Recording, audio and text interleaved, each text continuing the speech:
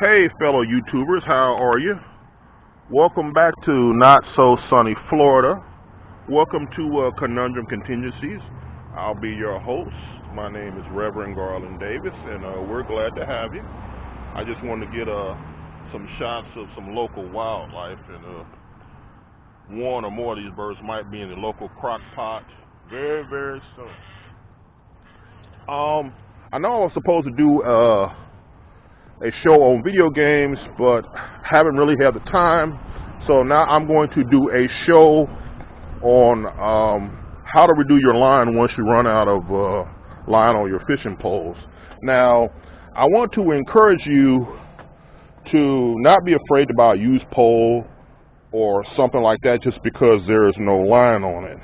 It's not really that hard to do, and we're going to show you two different techniques. I have a distinguished guest today. I have my buddy Ranger R.I.P of YouTube fame. He's been doing this a little bit longer, a little bit better than I have. He took a little hiatus, and he might be headed off to New Mexico. So let's just enjoy him while we have him here. And I'm going to show you a technique, and then he's going to show you a technique, and maybe we'll share a fishing story with you guys. Now, me personally, I don't like to take too many risks when I go fishing. I mean, I've seen little small men in suits, and they're fishing in chest deep, shoulder deep in shark-infested waters. And I might be in the same shark-infested waters, but I'm going to either be on shore or I'm going to be knee deep. So I got a chance to get the hell up out of there. I mean, I remember one instance where I was fishing, and then I had just caught a nurse shark in Miami. Well, actually, I was at the edge of the Florida Keys. And then this guy, he's just fishing merrily. Not only did I catch a shark, and the guy behind me caught some kind of blacktip shark a couple of days before, but the Latinos on the left of me gave me another small nurse shark. And this guy's just fishing merrily like, you know, there's nothing in the water but a couple of bluegills, man. Crazy. Dude was stupid. I guess he was a man on a mission, but I think maybe he should have just cast a little bit further. But anyway, so much for Jason Voorhees. We'll get to him later. Now, he's got a brand new fishing pole that I bought from Walmart, and this is one that I bought from a pawn shop a couple of days ago. They're both Shakespeare brand poles, you know, run of the mill, nothing special, but they work if you take care of them. Now, we've already taken the liberty of opening up the poles and washing out any sand and debris, which we encourage you wholeheartedly to do. It's important to do that, because if you're saltwater fishing, it will rust your reel, which will cause it to break. I had one reel do that on me. You gotta make sure you keep your gear clean. And yes, used poles are good, but the best pole to get is a Shakespeare Ugly Stick, because Ugly Stick is a brand that's been around for years, and you can buy those at anywhere for like $10. Used and brand new is like $10, $20 no matter where you go. So make sure you keep your gear straight, clean, and perfect, or else you're going to have gear falling apart on you. And you don't want that, especially if, let's say, you're out in the middle, out on a boat, and you're reeling in a shark, and your boat doesn't have a strong enough motor, and you're the only one on it. You want your gear good. I've seen a dude on a kayak lose his gear, pole snaps in half, reel falls apart, hasn't been doing it. Out on a kayak, he's got a black tip shark on the end of his line, and the dude's being drug out to sea. And luckily for me, I was on a kayak, and I paddled out to him, managed to tie my line to his, and then reel the shark in for him and bring him back to shore, because of the fact he was so tired from fighting the shark and his pole and all of his gear breaking, that I had to paddle him back in with the shark. And it was a nice sized shark, about 6 foot black tip. You don't want that to happen. And if you're out freshwater fishing, remember, water becomes iron oxide when exposed to iron. These reels are iron-based, which means that they will rust. In fact, if I open this one up, you'll actually see a little bit of rust in there. Now, fellas, while we're opening these rods and reels up, we already took the liberty of rinsing them out. So since we've got everything exposed, we're going to go ahead and spray a little WD-40, or should we say Dollar Tree lubricant in there, just keep everything copacetic. Now, safety is paramount, because I've never really been injured by a fish, except when one piece of the fish broke off and I had to get some tweezers. The only other little mishap I had was I was getting this crab, and I was on the dock and I got a little bit anxious, and I had everything that I needed in the tackle box, but I got a little bit lazy, and I had this little bitty thin towel that you might find at a gas station, and that little bitch, man, she pinched me. She put the pinch on me. It didn't really hurt me, but I ended up, throwing the crab back in the sea. So if I had been a little bit more prepared, that's a crab that could have been on the plate. So since you're my guest, you go first. Yes, sir. Thank you. Now make sure you do it right, because you gotta make sure that it gets in there all the way. Yeah, you might even want to push the button up so you get a little bit more access to the innards. Just like that, because what this is going to do is going to make sure that when you go to reel, you're good. Now that I got that soaked all the way through, I'm going to do a quick couple of spins, and you're going to see some of that oil fly off when you do it. Now you don't have to use lubricant. There are other things you can use, like I've used deer grease, bacon grease, stuff like that. If you don't feel like, going off and spending money on something that you feel was used on animals to see how it reacted to animals and stuff like that, then use bacon grease. Any type of grease works. Lard works, anything. Don't forget to spin that button too. Make sure that gets lubed up nice and good. Because you want your gear to work like butter. You don't be out there fussing with it and fuming with it and getting snags, and then the fish of a lifetime might get away instead of you being in the newspaper. Oh yeah, I had that happen to me. I had a nice size grouper, one that you can legally keep in Florida, on the end of my line, and I forgot to make sure my gear was properly maintained that day. Well, my reel snapped on me, and I lost the fish. Luckily for me, though, I lost the fish, I still got to keep the catch. It was still caught, and I got to keep it. Because sadly, that fish managed to hook itself onto 3 separate hooks in one shot. So I got lucky. Hey Ranger, some of your friends might miss you, Mr. Rip. Why is it that you haven't shot a video in so long? Because I don't like the videos I've been doing, and I've been trying to figure out how I want to go, whether or not I want to revamp my YouTube channel, or delete it, or start a new one. I don't know what I want to do. I'm probably just going to delete all my videos I currently have and start from new. Even change my name, maybe. Okay, Mr. Ranger Rip. I'll keep you guys posted on his status, and if he does start a new channel, I'll either tell you what it is, give you a phonetic spelling, hold up the sign, or give you a link.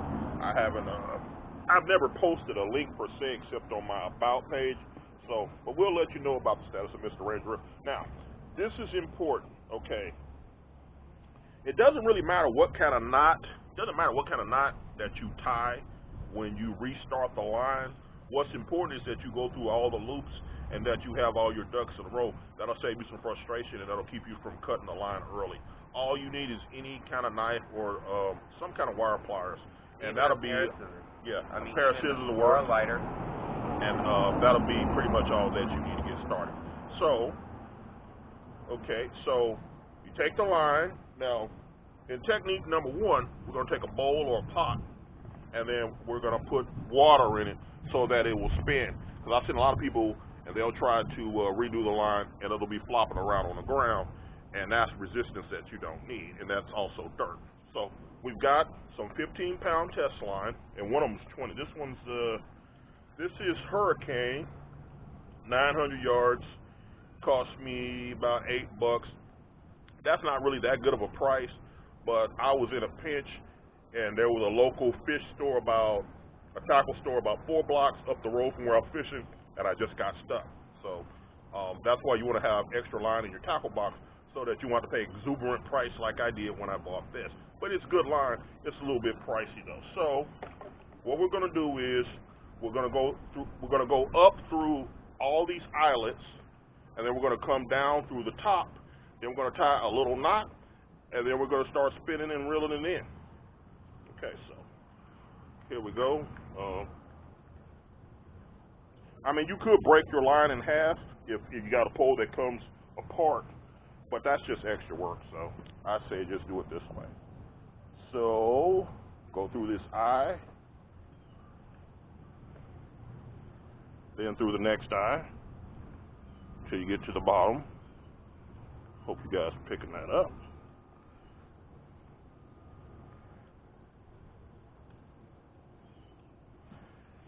Yeah, fishing's fun, but you know, there's you know, just like everything else, there's a downside and there's work. You know, it sucks if you're fishing for 5 minutes and then your pole gets snagged on something, you have to redo it. But the work that you put in does not outweigh the joy. You know, especially when you pull in a nice, pretty rainbow trout or nice size grouper. Yeah, or a 10-pound catfish. Oh, those are fun to reel in. Or a nice size shark. Those are funner. Yeah, sharks tend to put up, well, actually, those nurse sharks, they didn't put up much of a fight for me. No, neither did bull sharks, surprisingly. So, guys, it's about the weight and the strength of the line. That's why it doesn't matter what knot you tie. You can tie overhand knot, granny knot, square knot, whatever. Okay, so now we're all set up. So now I'm going to tie a knot around this part right here, right in there. Then I'm going to put the top on and start reeling it in. Keep in mind, when you buy your line and you didn't modify your gear, like you didn't go out and buy a new reel that fits your pole, like I did. I go out and buy when I buy a pole, I go out and buy a brand new reel. I normally buy like a 10 reel or something like that, but I buy deep sea gear. So for me, even though this pole says 8 to 15 pound test line, my pole, even though that it says the same thing, I can put up to 300-pound test line on my pole. Now that's braided line, and that's the type of line I like to use. The problem is it's really thick. So find the line you like within a weight limit that you feel comfortable with. Now, just because it says 15-pound test line on it does not mean that the biggest fish you can bring in is 15 pounds. All right, if you know how to fish properly, you can wear out a fish that weighs anywhere from 15 to 1,000 pounds, let's say. He's absolutely right, because a fish is almost weightless in the water. It's just the fighting strength that they have. Second, you feel like your line might break, you just let the line go out. Then when you feel that the tension on your line is no longer big, you reel it back in. And then eventually you're going to feel that the fish is no longer fighting you. You messed up there. Yeah, but I got away with it. Oh, you're good. I got away with it. And when you do your line, make sure you don't wrap it around your pole. Okay. And guys, remember, a lot of forms of line have a little bit of memory. So when you first get it started, you might want to put a little tension on it, like I'm doing with my hand right here, and reel in slow until you get maybe 6 or 7 good loops on there, and then you can really let it fly. And always make sure that you never have any excess line in there when you're reeling, after you do your knot. Always trim it, because if you don't, there is a chance that you may get snagged and not be able to cast all the way. I have one reel right now that's exactly like that, but it's not my pole, it's my brother's, and I could care less about it. Alright, I could care less about my brother. Don't be like Cain, man. You gotta forgive. It's not a Cain. Why do I gotta fix his gear? Because you're the bigger man and the better fisherman. He breaks my gear. Why do I gotta fix his? He breaks your gear because he looks up to you. He's only 15 or 16. True. That's a lot of work to fix his gear. Now, guys, you can do whatever you want, but I'm pretty sure the Ranger here would agree. Just because your rod might hold 300 yards, and just because you got 900 on the thing, that doesn't mean you should fill it all the way to the maximum, because something could happen to that pole. So I recommend 100 or 200 yards.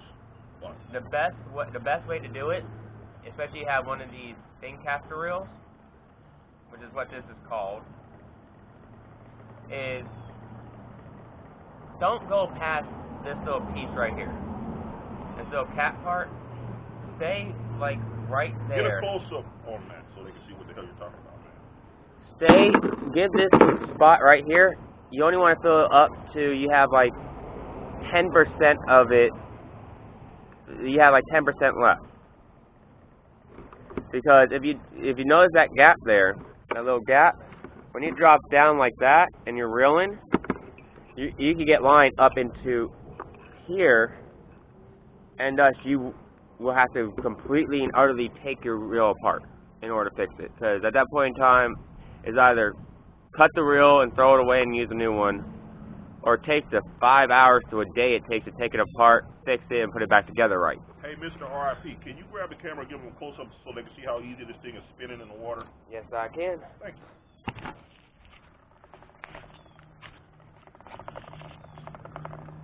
Back up a little bit so they can see the line. See how easy that is? Nothing's jumping around. I'm not using my big toe to hold it down. None of that dumb shit. Now, do keep in mind, it doesn't matter what color string you use, what color line. All that matters is, that is the line you like and that you feel comfortable with. Always buy stuff that you prefer. And you don't need $30 spider line. You just need good line from a reputable brand that'll hold. The less memory, the better. Exactly, and all line has memory. All line does. And the best way to do it is make sure that you are reeling onto your pole the way that the memory is. Now, if you know how to do it right, like put it in boiling hot water and then start reeling, that removes the memory. Alright, go back to the first frame.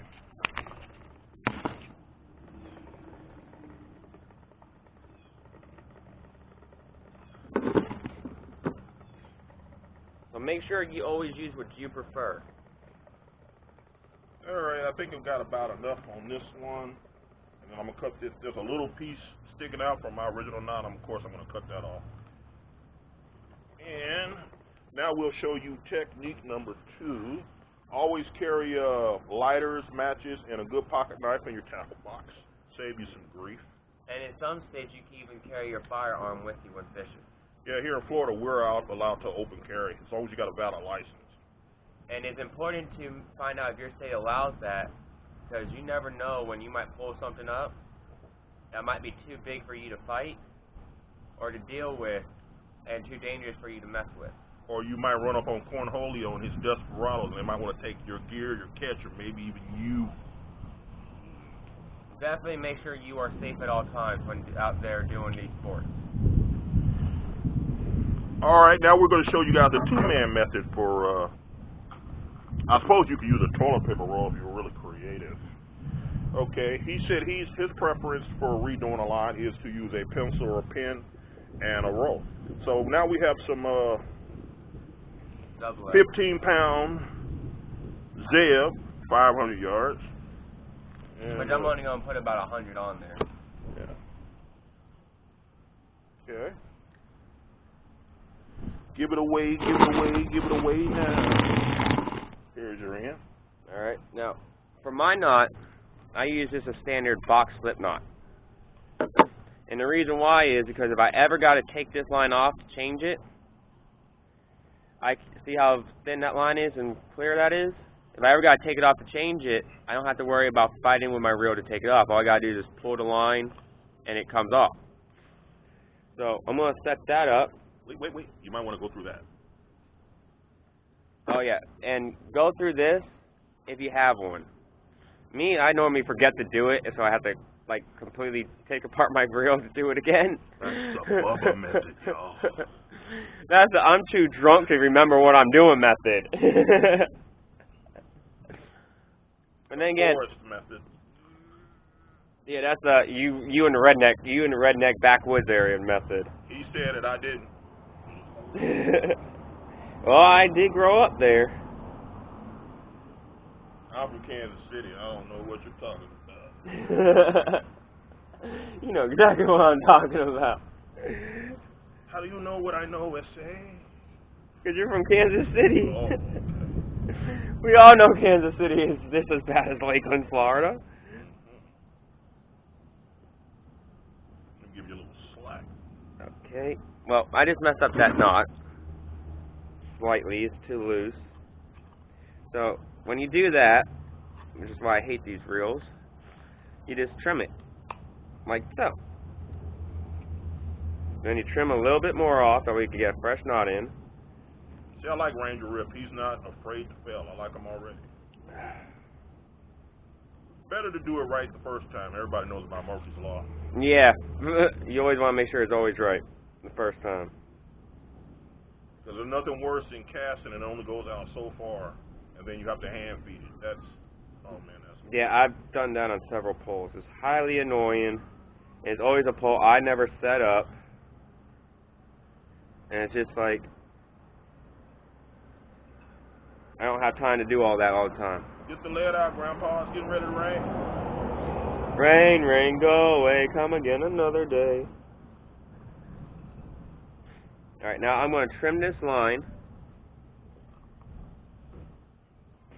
as soon as I can.